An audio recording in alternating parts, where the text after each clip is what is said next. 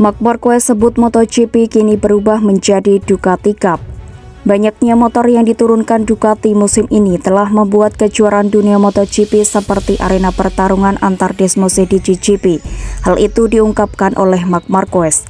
Jelang seri Grand Prix Australia, setidaknya ada 3 pengendara Ducati yang menembus 5 besar klasemen sementara, yakni Francesco Bagnaia, Jack Miller, serta Enea Bastianini.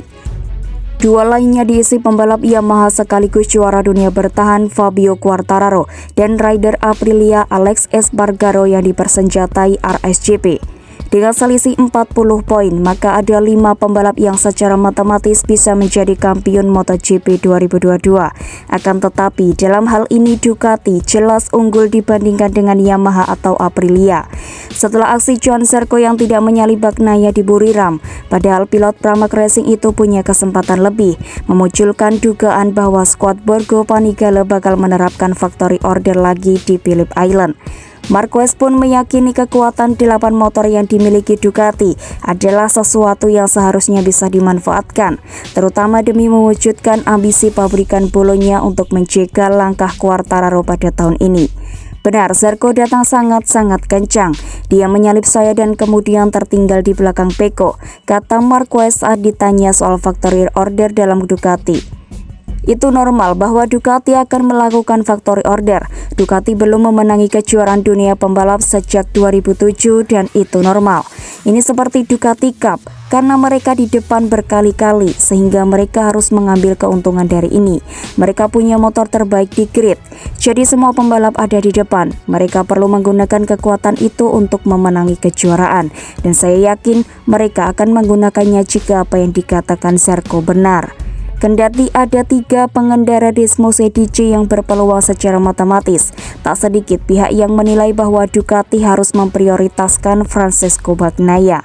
Itu lantaran Pecco telah berhasil memangkas ketertinggalan dari 91 poin menjadi 2 poin saja di belakang rival utamanya Fabio Quartararo. Saat ditanya apakah Bagnaia merupakan favorit juara sekarang, Marquez menjawab, "Saya bertaruh pada motor Pecco. Maksud saya Ducati adalah Ducati dan seperti yang kita lihat dengan banyak pembalap Ducati yang bagus. Tapi Fabio adalah Fabio. Fabio membalap dengan sangat baik. Titik lemahnya mungkin dalam kondisi hujan, tapi itu akan menarik untuk dilihat." Sementara itu menghadapi seri Australia akhir pekan nanti, Marquez tampaknya sudah mengubah pendekatannya dalam balapan. Sikap dan tindak tanduk Marquez kini terlihat berbeda. Ia juga sangat berhati-hati dalam berbicara tetapi lebih perhitungan, berhati-hati dan agak kurang berani dalam mengancam lawan. Marquez juga lebih terbuka mendengarkan masukan. Saat di lintasan, Marquez juga lebih waspada, tetapi bukan berarti kini ia lebih bertahan, melainkan mengandalkan serangan balik, mengambil keuntungan dari duel para pembalap lain. Marc Marquez kini lebih banyak menjaga lidahnya, tetapi matanya mengatakan bahwa dirinya akan menggebrak mulai di Australia sampai balapan terakhir di Valencia, Spanyol.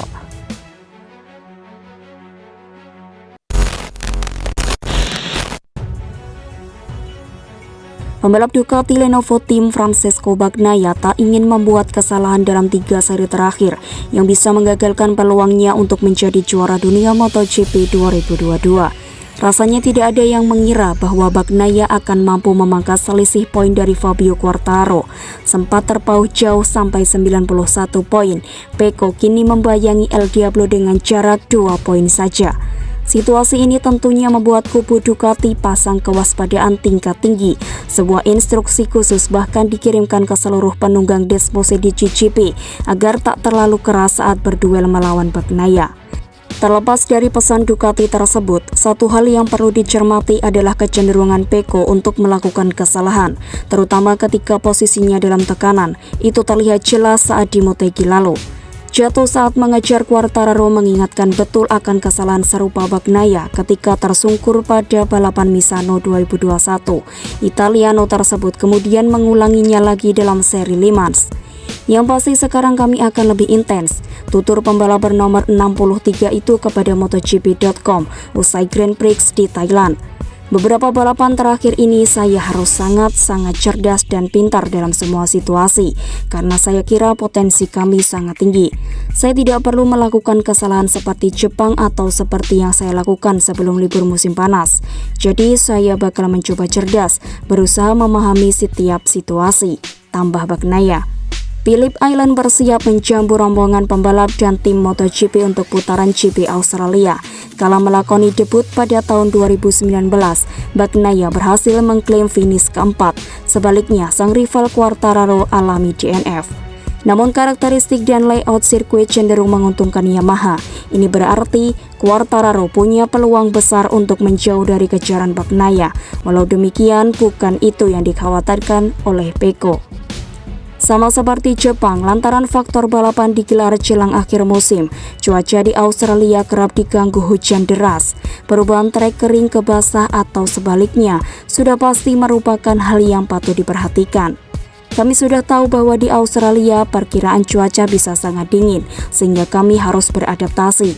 Tapi bagaimanapun saya pikir kami bisa sangat kompetitif, kata Bagnaia. 2 minggu lalu, jebolan VR46 Riders Academy itu dipaksa berjibaku dengan wet race di Buriram. Meski berhasil naik podium ketiga, sang pembalap Ducati mengaku sempat gugup ketika hujan mengguyur sirkuit Chang. Tetapi, berkat dukungan dari rekan tim Jack Miller yang melecut semangatnya, Bagnaia pun menjadi termotivasi untuk melibas trek basah sepanjang balapan GP Thailand. Saya tidak begitu senang. Sepanjang akhir pekan kami melakukan setup baru. Untuk pemanasan semuanya sempurna. Pemanasan terbaik saya dalam cuaca kering. Semuanya sudah siap untuk balapan kering. Tapi kemudian saat saya melihat hujan mulai turun, saya sedikit gugup, ucapnya. Pada saat inilah Jack datang kepada saya dan mengatakan sesuatu agar saya lebih percaya pada diri sendiri. Pungkas pembalap asal Italia itu.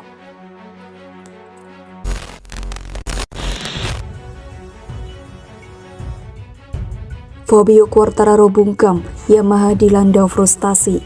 Tim direktur Yamaha Massimo Meregali kebingungan untuk menjelaskan hasil buruk Fabio Quartararo di sirkuit Chang Buriram. Akhir pekan balap MotoGP Thailand adalah bencana bagi Quartararo. Alih-alih memperlebar jarak keunggulan dari Francesco Bagnaia, sang juara dunia bertahan malah kini dibayangi selisih 2 poin saja. Dalam perlombaan pun Quartararo benar-benar menderita. Kendati start dari grid P4, El Diablo melebar di tikungan 1. Pemuda asal Prancis itu lalu alami momen di tikungan 4. Dari situ semua strateginya berubah kacau. Sempat melorot ke urutan ke-19, Quartararo akhirnya harus puas finish P17 dengan jarak 34 detik dari pemenang balapan Miguel Oliveira. Tetapi yang mengecewakan, fakta sang pembalap Yamaha pulang membawa 0 poin saja. Sebaliknya, rival utama Bagnaia mengamankan podium ketiga. Tambahan 16 poin jelas begitu berharga bagi Pecco karena jarak 18 poin terpangkas menjadi 2 poin.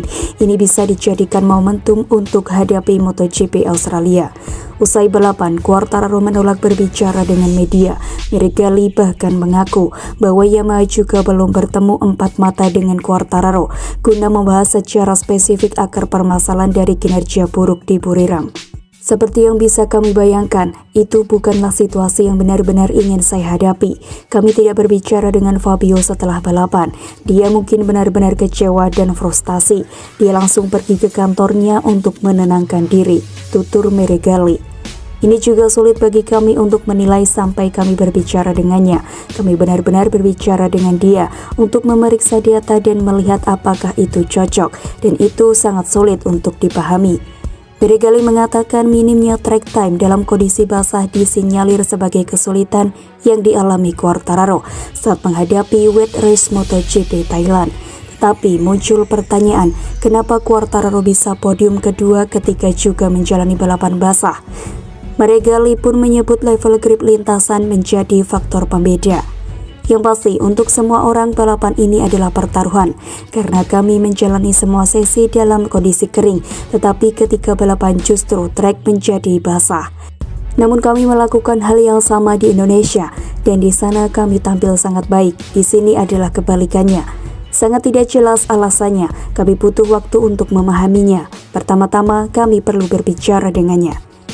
Ini hanya apa yang kami pikirkan, mungkin tingkat cengkramannya dibandingkan Indonesia jauh lebih rendah, dan itu pasti banyak pengaruhnya karena kami sangat menderita. Aspalnya punya daya cengkraman tapi kinerjanya tidak selaras dengan baik. Ketika kami tidak memiliki grip, maka itu menjadi masalah. Seperti yang diketahui, MotoGP 2022 ini tinggal menyisakan 3 seri lagi.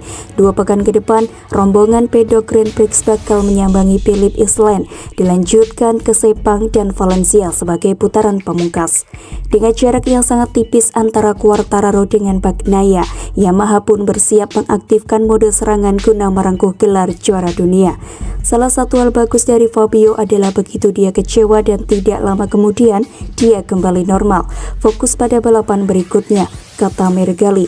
Yang pasti, sekarang ada 3 balapan yang harus dilalui, dan Phillip Island mungkin adalah favorit saya. Dari sana, kami mungkin lebih baik di Malaysia daripada di Valencia. Kejuaraan sekarang dimulai dari nol, dan hanya ada satu cara untuk mencoba menang dan menyerang, pungkas Meregali.